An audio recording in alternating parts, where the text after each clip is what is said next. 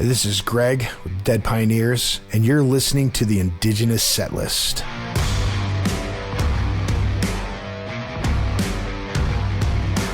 Celebrate white independence, great. All the white folks get a clean slate. Freedom sold as the newest elixir. American white, not an ethnic mixer. My cheekbones aren't high enough. My last name isn't a sentence.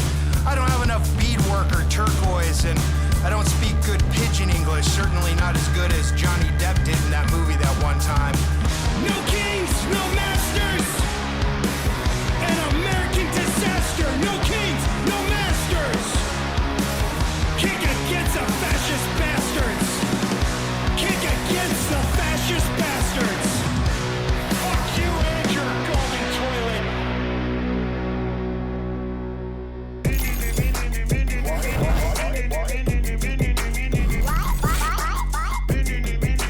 The only good Indian is a dead Indian, but I'm a bad Indian, and I'm here. That's the shit that I want. I could care less about the rest of it.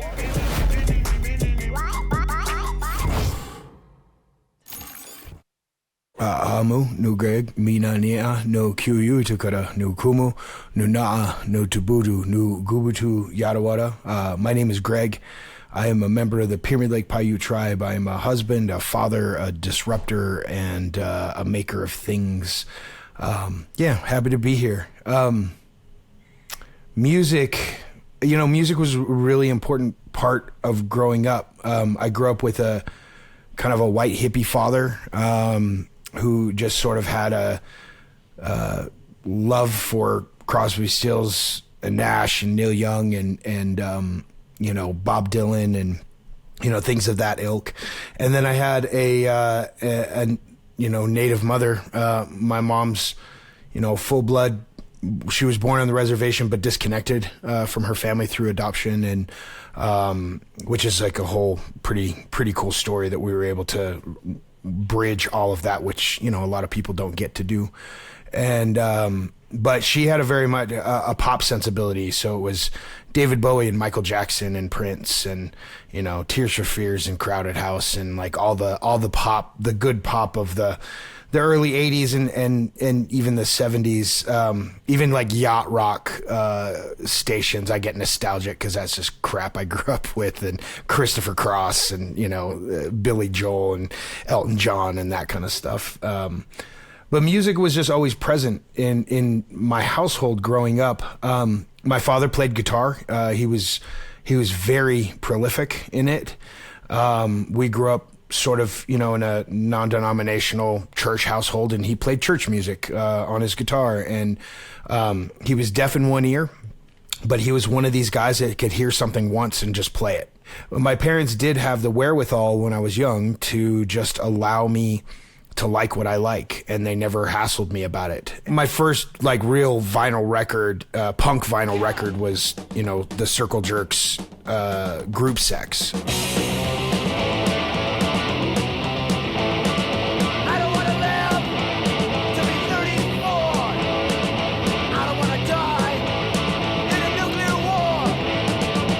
It's kind of a twofer for, a couple of uptight, Christian parents.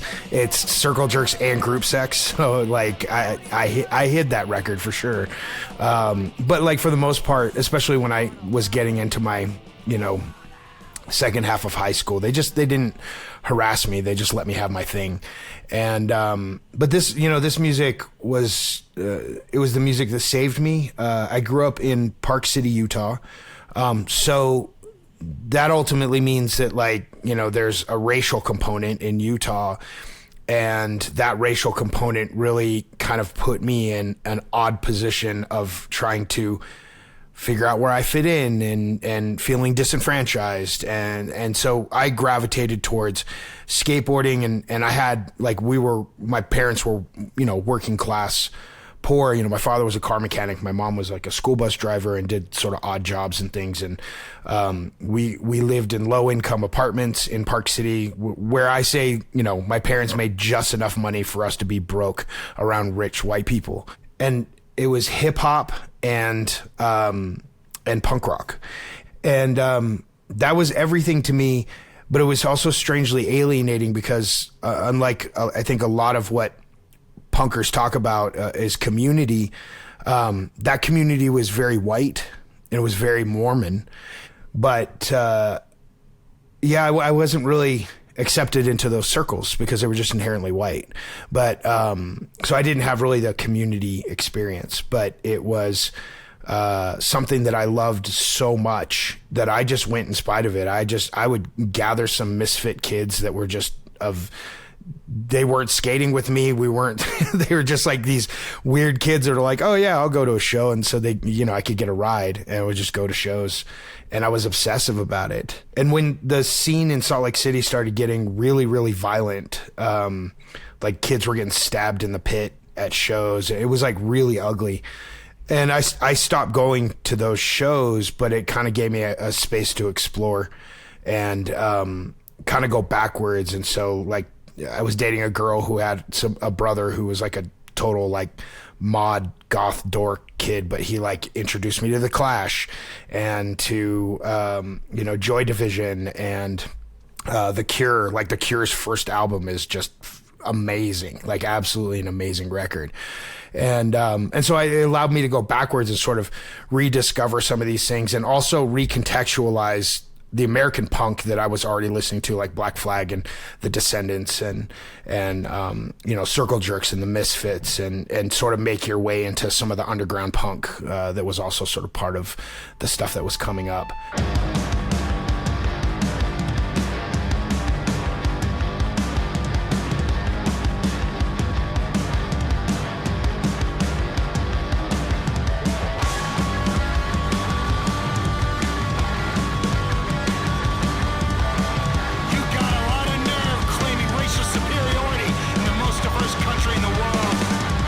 I always wanted to do something. I always had ideas, but kind of going back to this, privilege thing and racial thing, hanging out with the cool kids that actually could play instruments and did have access to things was not a circle I was really allowed in. Some of it's because you're just like teenagers are disconnected and they don't communicate well, and some of it I think is just wholeheartedly racial. And the kind of passive aggressive racial stuff that you can't really put your finger on. It was always something that I dreamed about. It was always something I liked. It was always some being on stage and everything. But I also think back now because I'm 51 and like I don't think I would have handled it well at all.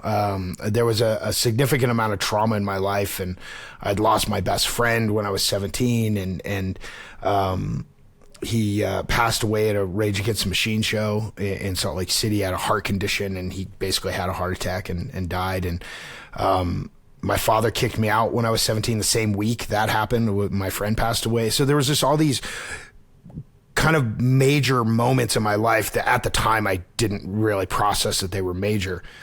And I think it would have messed me up. I think it, like, even just the amount of integrity that I had for being straight edge, I think I would have lost the plot, mostly because I did, like, eventually, self-medicated, spent several years just inebriated for 2 years. And because, trauma is real, pain is real. And when you don't have healthy outlets, it can rear its head in some terrible ways. That stuff was important to me because, like, listening to Tribe Called Quest in the way that they're talking about, like, poor kids in Brooklyn just like messing about sounded really familiar to me, like a shared experience of just, being broke. No kings, no masters, an American disaster. No kings, no masters.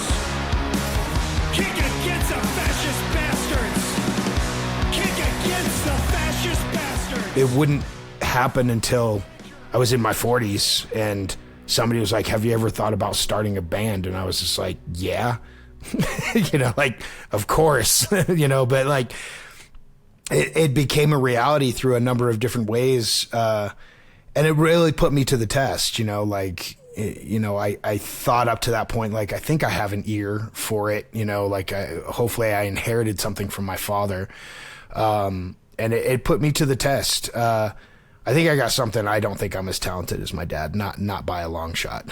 And but I understand what I'm listening to. I understand what's good and what's not. So when my father kicked me out, from the time I was 17 until my wife and I married, I was 24.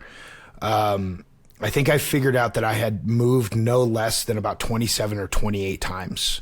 And so there's just this incredible lack of permanence in my life. Like, my father kicked me out and it was just like, take your shit and go. Like, he did not want me in the house. He did not want me to really come visit unless it was for a holiday. But he was very clear. He said, we love you. Get out and keep your shit out of the house, which I meant to be my emotional stuff, my life stuff, as well as just my physical stuff. And so I took that very seriously, but also, just had no sense of security within that time. So I think I was maybe 41 or 42, and my wife was like, what do you want for your birthday? And I was like, I'm a grown ass man. I don't have to have anything for my birthday. Like, I'm good. Like, give me a cake and like, let's watch some movies, and she's like, well, like, my mom wants to buy you a gift. And so, you got to tell her what you want, because she wants to buy you something. And I was like, I don't know. And she's like, well, you were talking about a turntable. And suddenly I just was having this existential crisis. Like, I was just like, yeah, but if I get a turntable, like, what if I can't, get any records? And then I just have a turntable with a couple of records because we're too broke to buy records. And how pathetic is that? But like, if I do get records, going back to that permanence, right? Cause like, I never unpacked, like, even realized that a house my wife and I lived in for 15 years that I never really unpacked. And, because I always just like, what if I have to move? What if I have to go? And so I'm on this train of thought where I'm like, but if I buy all these records, like, what do we have to move? And then we have to move all these records, and you can't move fast. And like, how do you pack it up? And how do you, and just, I had this crisis, and my wife just had the wherewithal to say, dude, just get the record player. Like, it's fine. And she just kind of gave me permission. And as that was happening, I was trying to figure out a bunch of stuff, and just, it suddenly clicked. I don't know what it was, where it's just like, oh, when my dad kicked me out, I abandoned my vinyl collection. I left behind all my things and that I couldn't carry. And I lost all this stuff. And now my wife is giving me permission, just like in my twisted little mind, to accept this stuff, that it's okay to, and I never stopped listening to the music, but there's a big difference between listening to the music and hunting down a first pressing of, Circle Jerks Group Sex, and going through the analog process of taking it out of the sleeve and putting it onto the turntable and pressing the button and listening to the crackle and just sitting and listening to it for 15 minutes and hitting the end and then watching the arm go up and going like that entire process just brought back a flood of emotion and a flood of just like healing. And it gave me an opportunity to revisit music, to revisit the formats, and to re-listen to things that I, in the same way that I listened to it as a kid. And it also gave me an opportunity to just like explore, like, I found in the process, MDC, More Dead Cops, and they have this great song. It's like, John Wayne was a Nazi. John Wayne was a Nazi. He liked to play SS. He had a picture Adolf the boy tucked in his cowboy vest. And it's just this fantastic set of artists that really kind of came to me in a moment. And I started making art around it. I started making paintings of comic book images from the 40s and 50s of like cowboys and Indians, and reappropriating them and redrawing them, and then taking the dialogue out and putting in lines from punk rock songs. I used I'm So Bored with the USA from The Clash, which with an Indian throwing a colonialist, and I had these songs from Stiff Little Fingers and from The Descendants. There's a song called American. It's a Bush era song, but he's like, we took our we took our land from the Indians, and talking about like how our country is is free and it's great, and it doesn't look that way to me, doesn't look that way to you, the sickest joke I know. It's all this stuff that I found that sounds like our language in the struggle of indigenous fights and liberation, and it's the voice of the disenfranchised. And we are a disenfranchised people. And I started connecting all of those things. And I put together a performance art piece, which was really kind of how I came into, national notoriety on my artwork. And so I put this piece together. It's a spoken word piece called The Punk Pan-Indian Romantic Comedy. And I remember that my father had received a .22 pistol from his dad. My dad grew up in Chattanooga, Tennessee, and they're basically a bunch of rednecks. And he gave him this old .22 to give to me, which I never got. But I knew where my dad kept it. And I remember when I was young, getting some bullets and going up into that room, my dad's room, into his side table. And I remember loading that gun, and I remember sticking that thing in my mouth. And I remember tears running down my face as I contemplated how sad I was. I had a series of vignettes, and those vignettes were telling stories of how I grew up, my relationship with my father, which I would later on reconcile and kind of fix with him before he got sick with cancer and passed away in 2015. But like recognizing music, and of course I've got my own kids and they're growing up, and I'm sharing music with them. And so I'm just going through this entire sort of trauma dump of information that's all rooted around music and art and just my family and how I grew up, and found myself on the other end with an opportunity to share something that I didn't know I had to share, and realizing that I'm in this place like with my art, but also this place with my mind and my heart and my spirit that allows me to process those things without having to pay a lot of money to a therapist that I can't afford, and all of that kind of came out like in that moment, which led to the Dead Pioneers. One time I was showing at the Smithsonian Museum, the audacity. Red man in a white building. You were concerned I'd exercise my freedom. I connected with a couple of guys from a partnering organization called the Music District in Fort Collins, Colorado, and just started trying to build. It was all during COVID, and started trying to build it, and was failing miserably because I couldn't pull the trigger on it. I was really struggling because it's like, okay, I think I know what this is, but then like maybe I don't. But by happenstance, I had a residency in Florida, and I met a guy there who was on a residency at the same time, but his was a music residency.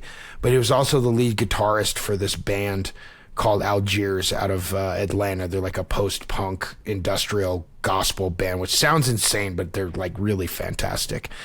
And I told him that we were working on this thing, and the whole concept of it was supposed to be like spoken word with punk riffs. And I shared with him this piece that I wrote the day before in about an hour, and I was like, I kind of feel like this is a good candidate, and I don't know what I'm doing. And he was just he's such a good dude. His name's Lee, and he's such a good dude. He's just like, I do enough public speaking and things that's all tied to my visual work that he was like, I just watched you control an entire room with your voice. Why can't you do that with this? Like, this should be easy for you. And so that's what we did. And we got into a studio that was on the campus we were on, set up their crap drum set, set up microphones, went through it a couple times to figure out like, okay, this is the spoken word piece, and this is the sound that we're creating. And in less than 2 hours, we created the first iteration of Bad Indian. A woman once asked me my Indian name, and I said, it's Gregg. And she was so disappointed. She was like, no, it has to be Red Eagle or Two Rivers or Gray Skull, I said.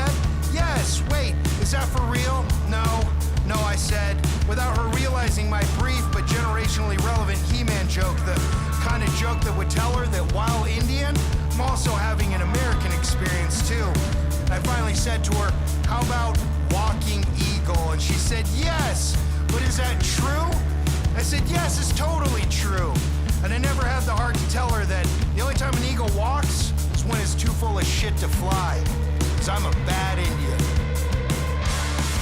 Basically saying, like, this dude condescendingly interrupted me. The line is, as only a white man can, with all the swagger of a man who is sure of his place in the universe, his place in the world, his place in the eyes of God, where he says, you speak real good for a Native American. And then I list all these different things, like an Indian, a savage, a pagan, a godless heathen, a wagon burner, like, because that one line, the way he says it, it's all of those things. It's the politically correct way, and it's the racial slurs. It's all the way through.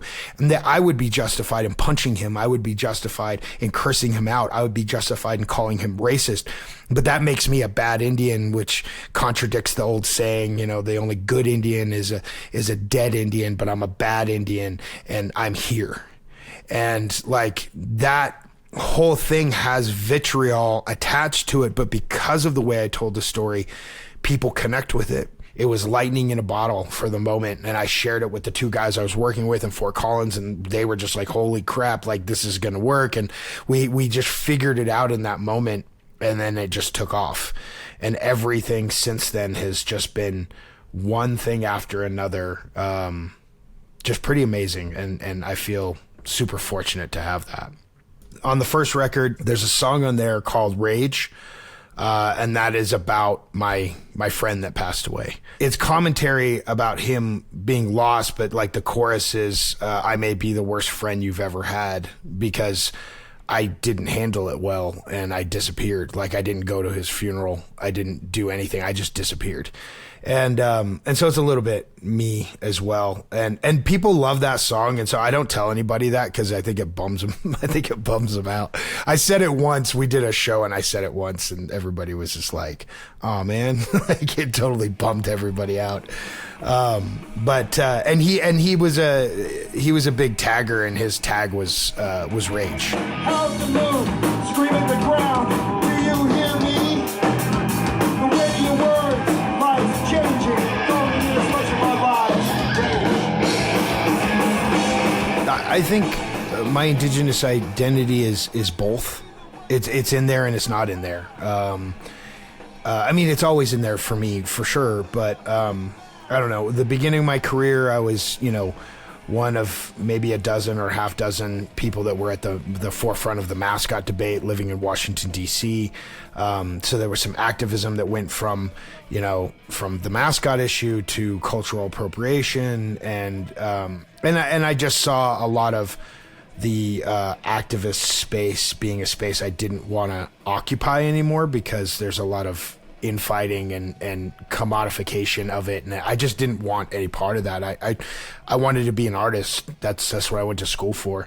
And so my voice as an individual Native person, because I don't speak for anybody, I speak for myself, is absolutely something that's in there. And that first record really is, pretty Indigenous in that way. Punk first, but Rage is just about a teenage kid, and so there's nothing there. But even when we covered The World Up My Ass, the Circle Jerk song, I added the word colonialism. I got colonialism up my ass, and so there's indigenizing something that's in there as well. And there's a song in there called No One Owns Anything and Death is Real.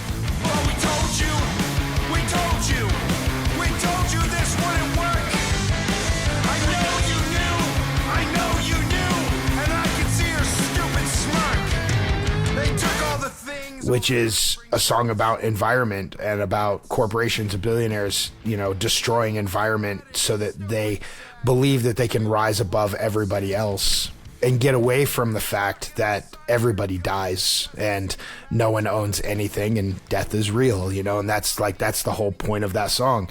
And so, yeah, I mean, the Indigenous stuff comes through. on Post American, so that came out last year. There's songs on there that are just political. Post American's very much political. A country built on genocide. Wrestle with the facts and don't run and hide. Sets a tone for us countrywide.